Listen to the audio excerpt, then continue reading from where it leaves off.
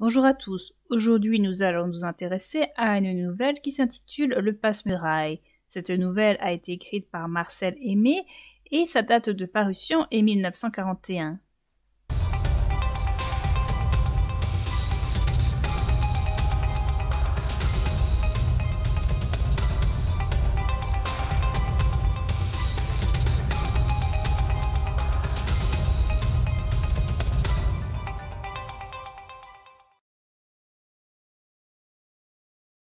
Dutilleul, 43 ans, habite à Montmartre. Un soir qu'il est dans son appartement, il se passe une panne d'électricité. Dutilleul, sans le faire exprès, passe à travers le mur et il se retrouve sur le palier. Il possède le don de pouvoir passer à travers les murs. Il se rend chez son médecin qui lui donne de la poudre de pyrète tétravalente. Il prend le médicament et il n'utilise plus son don. Il travaille au ministère de l'enregistrement, et son nouveau patron, qui bouscule ses habitudes en voulant faire des réformes, ne me plaît pas à Dutilleul qui mène une vie routinière. Le patron, qui s'appelle Monsieur l'Écuyer, mécontent de Dutilleul, le relègue dans un débarras. Un jour que son patron lui fait de lourds reproches sur son travail, Dutilleul décide de se venger.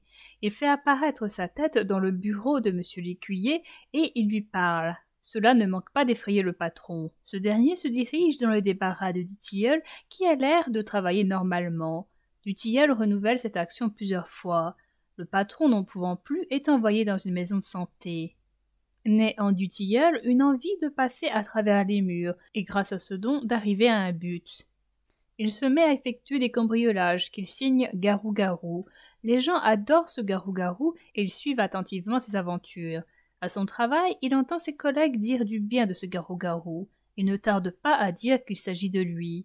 Ses collègues ne le croient pas. Pour leur prouver qu'il s'agit bien de lui, il fait exprès de se faire prendre. Il est mis en prison, mais grâce à son don, il parvient à s'échapper facilement. Il est remis plusieurs fois en prison, mais il arrive toujours à s'échapper. Dans la rue, il rencontre une femme qui lui plaît. Cette femme est mariée, et son mari, très jaloux, l'enferme quand il n'est pas avec lui. Dutilleul profite du départ du mari pour entrer dans la demeure grâce à son don. Il a des relations avec cette femme. Il commence à avoir mal à la tête. Il a de plus en plus de difficultés à passer à travers les murs. Un jour, il finit bloqué dans un mur. Il pense que c'est à cause des médicaments qu'il a pris pour son mal de tête associé à un surmenage. Un de ses amis qui est peintre va quelquefois chanter une chanson vers ce mur pour consoler son ami. Au début de la nouvelle, Dutilleul est un personnage ayant une vie peu palpitante. Il est célibataire à 43 ans, il habite Paris comme beaucoup d'autres. Il ne possède pas de prénom. Ses seuls signes distinctifs sont son monocle et sa barbiche qui font eux-mêmes partie du passé. Il a un métier routinier où personne, sauf le nouveau patron, ne lui demande de nouveautés. Dutilleul aime la vie routinière et il ne supporte pas que quelqu'un lui dise de rédiger ses lettres autrement. C'est uniquement parce qu'il est modeste mais fier que sa vie change. Dès qu'il commence à utiliser son don, son comportement varie. Lui qui n'utilisait pas son don se met à ressentir le besoin de passer à travers les murs. Lui qui était ignoré de tous se met à être admiré par la population, par ses collègues de travail, par les femmes. Les journaux s'intéressent à chacun de ses faits. Dutilleul ne peut plus traverser les murs tout simplement pour traverser les murs. Il a besoin d'un but. Il devient cambrioleur. On passe d'un fonctionnaire à la vie bien plan-plan à un cambrioleur très doué, et tout cela en moins d'une année. Nous passons d'un excellent homme à un homme au pouvoir extraordinaire, qui ne possède aucune limite puisqu'il peut s'échapper de tout grâce à son don.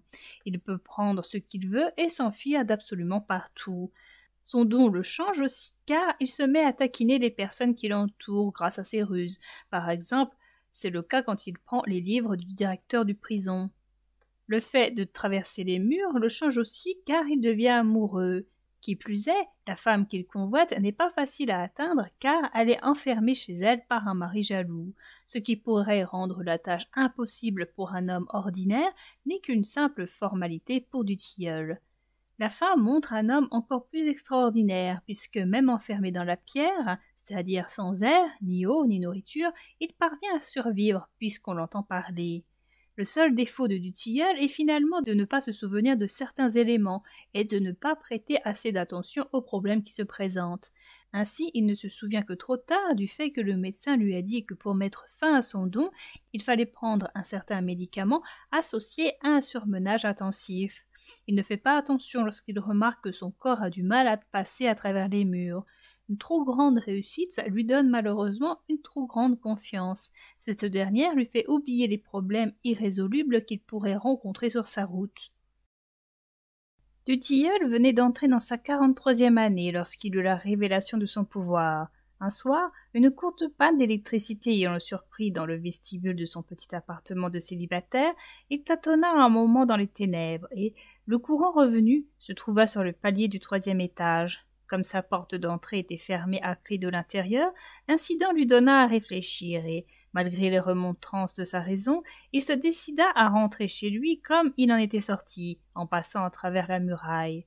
Cette étrange faculté, qui semblait ne répondre à aucune de ses aspirations, ne laissa pas de le contrarier un peu, et le lendemain samedi, profitant de la semaine anglaise, il alla trouver un médecin du quartier pour lui exposer son cas. Le docteur put se convaincre qu'il disait vrai, et, après examen, découvrit la cause du mal dans un durcissement hélicoïdal de la paroi strangulaire du corps thyroïde.